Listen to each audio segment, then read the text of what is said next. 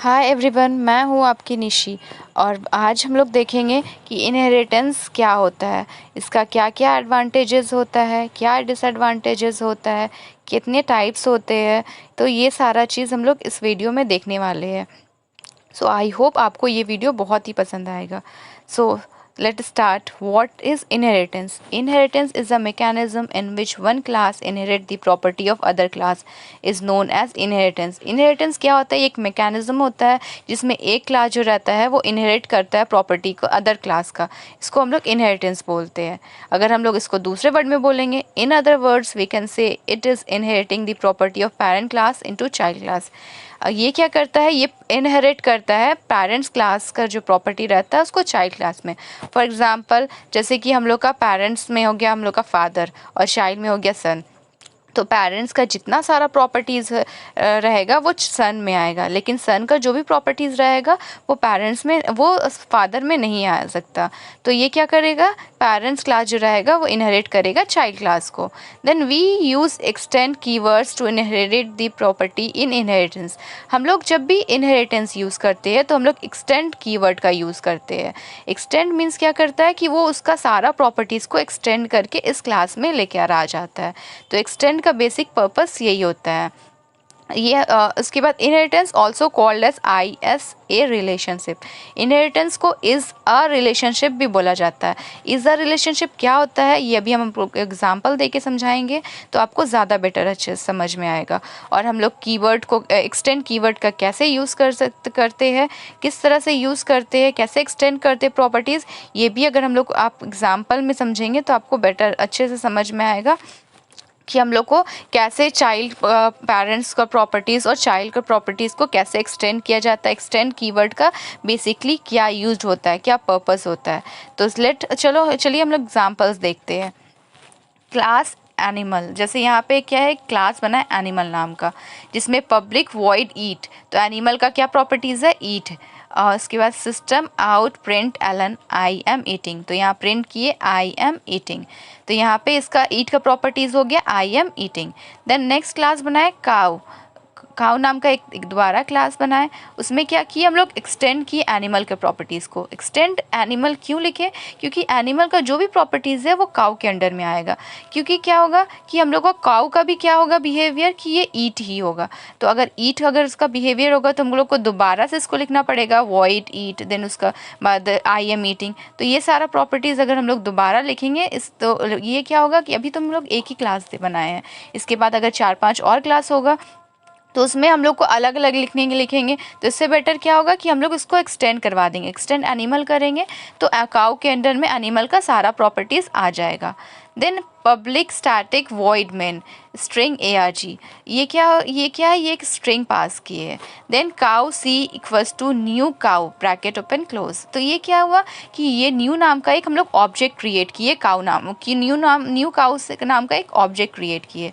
अगर हम लोग यहाँ पे एक्सटेंड एनिमल नहीं लिखते तो क्या होता है, जब हम लोग इसी ऑब्जेक्ट को रन करवाते हैं यहाँ पे तो क्या होता है कि एरर बताता कोडिंग में। क्यों? क्योंकि हम लोग यहाँ पे कोई भी कंस्ट्रक्टर कॉल नहीं किए। तो यहाँ पे इस वजह से हम लोग को एक्सटेंड एनिमल करना बहुत ही इंपॉर्टेंट है।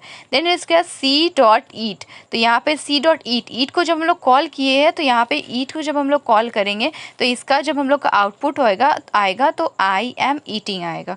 ये आई एम ईटिंग इसलिए आएगा क्योंकि हम लोग ईट का प्रॉपर्टी को कॉल किए। यहाँ पे जो क्लास काउ एक्सटेंड एनिमल किए थे तो यहाँ पे क्या class cow class extend animal, तो एनिमल जो हुआ वो एक्सटेंड हो गया तो काउ इज़ अ एनिमल हो गया। तो ये क्या हुआ? इज़ अ प्रॉपर्टीज़ में आ गया। नेक्स्ट उसके बाद हम लोग देखेंगे इसका क्या एडवांटेज एंड डिसएडवांटेज है। What are the advantage and disadvantage of inheritance. सबसे फर्स्ट एडवांटेज है कोड रीयूजिबिलिटी।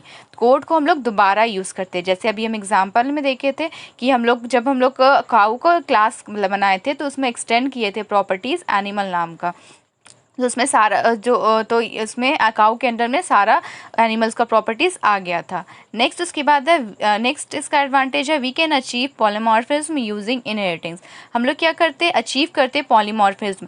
पॉलीमॉर्फिज्म जो होता है ये एक मेथड ओवरलोडिंग का वर्क करता है। तो ये जो है ये हम लोग नेक्स्ट वीडियो में देखेंगे कि मेथड ओवरलोडिंग क्या होता है। तो यहाँ पे बस इतना देखिए कि ये क्या करता है, ये पॉलीमॉर्फिज्म जो रहता है ये इनहेरिटेंस को यूज करता है। देन इसके बाद इसका disadvantage, all the classes tightly coupled each other, जितना क्लासेस है वो सारा टाइटली कपल्ड रहता है। जैसे हम लोग एग्जाम्पल में देखेंगे कि देखे थे कि ये जो क्लास काउ था, तो ये क्या था, एक्सटेंड किया था एनिमल को, तो एनिमल का सारा प्रॉपर्टीज़ जो है वो काऊ में आ गया था। नेक्स्ट अगर हम लोग 4-5 क्लास बनाएंगे तो उसमें भी एक्सटेंड एनिमल करेंगे, तो एनिमल का सारा प्रॉपर्टीज़ वो सारे क्लासेस में आ जाएगा। तो अगर मान लो हम लोग यहाँ पे एनिमल का प्रॉपर्टीज़ को कुछ चेंज किए तो वो सारा प्रॉपर्टीज़ सब जगह चेंज होगा। अगर बाई चांस कभी हम लोग को कुछ प्रॉपर्टीज़ को कुछ में चाहिए कुछ में नहीं चाहिए, तो ये डिफ़िकल्टीज़ इसमें आ जाता है कि जो इसका बेसिकली डिसएडवांटेज होता है, जो हम लोग का ड्रॉबैक भी कह सकते हैं। नेक्स्ट अब हम लोग देखेंगे टाइप ऑफ इनहेरिटेंस। इनहेरिटेंस का बेसिकली 5 टाइप्स होता है। फर्स्ट होता है सिंगल इनहेरिटेंस, दूसरा होता है मल्टी लेवल इनहेरिटेंस, थर्ड होता है मल्टीपल इनहेरिटेंस, फोर्थ होता है हायरार्चिकल इनहेरिटेंस, फिफ्थ होता है हाइब्रिड इनहेरिटेंस। तो यहाँ पे सिंगल हेरिटेंस जो होता है वो सिंगल पर्पस में होता है। तो सबसे पहले हम लोग इसका फर्स्ट एग्जांपल देखेंगे सिंगल हेरिटेंस का होता क्या है। Single heritance, when a class extend another one class only then we call it single heritance. जब ये क्लास जो रहता है ये एक्सटेंड करता है अदर क्लास को, जैसे ए है, ए क्या करेगा, एक्सटेंड करेगा बी को, मतलब ए का जो प्रॉपर्टीज़ है सारा बी के अंडर में आ जाएगा। तो ये अगर हम लोग यहाँ पे इसका और भी क्लासेस बनाएंगे, जैसे सी डी बनाएंगे, तो ये क्या होगा, ये सिंगल इनहेरिटेंस ना होकर कुछ और बन जाएगा, दूसरा इनहेरिटेंस बन जाएगा। तो चलिए इसका सिंटैक्स देख लेते हैं। सिंटैक्स क्लास ए, इसके बाद नेक्स्ट क्लास बनाए बी, इसमें एक्सटेंड किए प्रॉपर्टीज़ ए, मतलब ए का जो भी प्रॉपर्टीज़ है सारा बी के अंडर में आ गया है। जो भी इसका ए का जितना प्रॉपर्टीज़, जो भी बिहेवियर रहेगा सारा बी ले लेगा। नेक्स्ट है multi level inheritance. When there is a chain of inheritance, it is known as multi level inheritance. जब ये चेन बनता है तो इसको हम लोग बोलते हैं मल्टी लेवल इनहेरिटेंस। जैसे ए बी सी डी, ये एक तरह से चेन चलेगा। ए का प्रॉपर्टीज़ है वो बी में आएगा, बी का प्रॉपर्टीज़ है सी में आएगा, सी का प्रॉपर्टीज़ है डी में आएगा। तो ये क्या होगा, सारा प्रॉपर्टीज़ एक दूसरे में एक्सटेंड होगा। जैसे सिंटैक्स देखते हैं, क्लास ए, देन हम लोग नेक्स्ट क्लास बनाए हैं क्लास बी, एक्सटेंड ए। तो यहाँ पे क्या है कि बी जो है, बी का क्लास बी जो है वो एक्सटेंड किया ए का, मतलब ए का जितना सारा प्रॉपर्टीज़ है सारा बी के अंडर में है। देन हम लोग नेक्स्ट क्लास बनाए क्लास सी, एक्सटेंड बी, तो हम लोग का सी का जो बी का जो सारा प्रॉपर्टीज़ है वो सी में आ गया, मतलब बी में हम लोग का प्रॉपर्टीज़ था, बी और ए दोनों का प्रॉपर्टीज़ था, तो दोनों का प्रॉपर्टीज़ जो है वो सी में आ गया। उसके बाद नेक्स्ट है हायरार्चिकल इनहेरिटेंस। व्हेन 2 और more class inherit a single class it is known as hierarchical inheritance. तो जब 2 और 2 से ज़्यादा क्लास इनहेरिट करता है सिंगल क्लास को तो उसको हम लोग बोलते हैं हायरार्चिकल इनहेरिटेंस। जैसे यहाँ पे ए, इसका उसके बाद क्लास बी, क्लास सी, तो क्लास ए जो है वो क्लास, उसका प्रॉपर्टीज़ क्लास बी में भी रहेगा, क्लास ए का प्रॉपर्टीज़ क्लास सी में रहेगा, लेकिन बी का प्रॉपर्टीज़ सी में नहीं रहेगा, ना कि सी का प्रॉपर्टीज़ बी में रहेगा।